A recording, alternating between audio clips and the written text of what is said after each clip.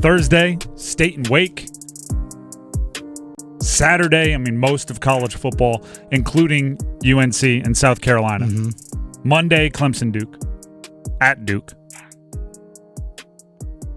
I haven't been this excited about college football. There's a lot, yeah. Yeah, I'm with you. Last season in the state of North Carolina, I've been on record saying this was, I think, the best year of college football the state of North Carolina has had, just from top to bottom. FBS, FCS, the amount of schools that made bowl games and postseason in some way, shape, or form. Amongst the 7 FBS schools in the state of North Carolina, only one finished below 500, and that was Charlotte. And on top of that, there is a feeling of like this might be the last time we have it like this. Yeah. Like this might be the last time, the last season of a show that I've been watching every year religiously for my entire life. Mm-hmm. Right? Some of the main characters are retiring or whatever it is. Like that's kind of happening, right? ACC expansion is going to play into really the background of this season, but it's going to be impacted next season. Right, because that's when the Pac-12 essentially disintegrates. That's when the Big Ten and the SEC no longer look like the Big Ten and the SEC that I grew up with. And of course, because the Atlantic Coast Conference, the ACC, doesn't understand how much of their business is entertainment, I 100% expect them to make an expansion decision this week. Could be tonight, could be in a couple days. But it's like, did they wait until you heard the intro? It's kickoff celebration, right? Did they wait until we're focused on actual football on the field to now announce their big off the field expansion?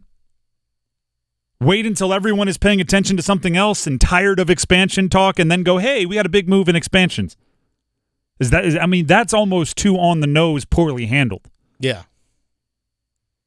Because I'll put it like this. It feels like they're pot committed now to Stanford, Cal, and SMU coming in because we now know about the financial implications. We now know about the money that they would make and what they could do with it. And like, heck, if I negotiate like a fantasy football trade for more than like 4 texts, I'm like, well, we've made it this far. We might as well make it happen, right? Like, just go ahead and do it. I don't want to have wasted the thought I put into those 4 text messages. Like, if you're ACC, you've been now having these conversations for weeks, if not months. You're not just going to walk away from the table, right? Like, it's gonna get done, right? Your effort committed. So once you decide it's going to happen, how do you roll it out? Because this is an entertainment business. Right, the business side of things is entertainment. The off-the-field stuff can help you out. Dennis, I know you're a fan. Yep. Take a page out of professional wrestling. Oh, give it to me. Right, a lot of the entertainment value can come from outside the ring. Right, it's not all just the fights. It's the promotion. It's the feuds. It's the decision-making. It's the changing of allegiances and alliances. And then that gets everybody talking and building anticipation for the fights inside the ring. Now, if I'm the ACC, I would have loved to have made the expansion talk 2, 3, 4 weeks ago, right? Make the announcement so then we can discuss it and build anticipation for the action on the field.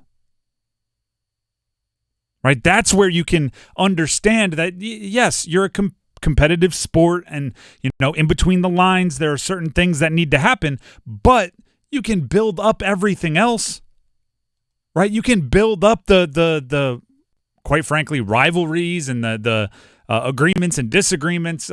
You could have gotten weeks of free publicity if you brought on Stanford, Cal, and SMU 2 weeks ago. Weeks of discussing it rather than discussing should you, will you, what's wrong, what's this. We would have been discussing how's it going to work, what are the new rivalries going to be, what's going to be like when State goes and plays Stanford. I was thinking of this too. You definitely want it done by this weekend because then every Stanford and Cal and every Pac-12 game becomes like an infomercial for the new ACC. But then I looked at the games. Stanford plays Hawaii at 11 p.m. Eastern time this Friday. So at least you'll get the degenerates. Of course. Right? If you're settling in for the Stanford at Hawaii 11 p.m. Friday night game, you're going to get a lot of talk about the ACC if they make that announcement. Well, you know what? 3-day weekend. I'll stay up late on Saturday because I can sleep in on Sunday and sleep in on Monday. Why not? There you go. Cal playing North Texas. Not sure you're going to get a lot of buzz out of that. Oh, you never know. SMU versus Louisiana Tech. Not sure you're going to get a lot of buzz out of that. But my point is the storylines of everything change the moment this announcement is made, right? The storylines of everything change the moment it becomes real, if it becomes real, and I kind of expect it to.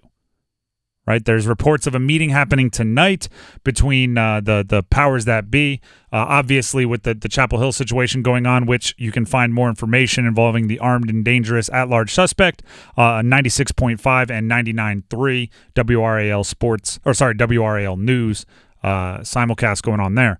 I don't know if they would expect anyone in the ACC to be ready to vote on ACC expansion with obviously bigger things going on. But I would expect it soon. So Andrea Idelson confirmed a Ross Dellinger report about the meeting that's taking place tonight. My thing is you're not calling a meeting with a vote possible unless you've made up your mind. Because otherwise, what are you talking about, right? And we've already done the straw poll thing too many times. Exactly. Either you're voting to say, yes, we're moving forward with this, or like, you know what, we're done. We're just cutting this thing off. We're moving on. The fact that it hasn't been cut off is part of the reason why I think it's going to happen. To me, there's 4 people that could call this meeting and have it actually get scheduled. Whoever's voting for Florida State, Clemson, NC State, or UNC. Yeah. Because those are reportedly the no's in the straw poll, right? And one of them would have to flip for it to be a yes. So, like, if I'm one of the 11 yeses, I'm not going on a meeting unless UNC, NC State, Clemson, or Florida State tell me, hey, I'm going to flip. And as soon as they say, hey, I'm going to flip, then the meeting becomes very important, right? Then it's like, all right, let's schedule it. Let's do it because it's going to be a different outcome here. If not, we're just getting together to chat and do the same thing that we did before. So I'm looking at it and thinking, A, the ACC already botched the timing.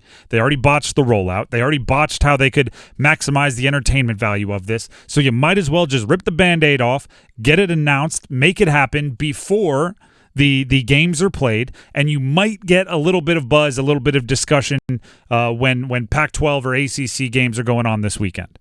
Which actually I don't like happening during ACC games because I want the focus to be on the field. But maybe you can steal some buzz from some other games going on. Like if I'm watching, Clemson Duke on Monday, if I'm watching Carolina, the Battle of the Carolinas on Saturday, if I'm watching State UConn or Elon Wake on Thursday, I don't want to be talking about Stanford and Cal. I want to be watching those games. However, watching Stanford and Cal, I want to be talking about the ACC. So I kind of want my cake and I want to eat it too. Have my cake, eat it too. Whatever the phrase is. Yeah, I know what you mean.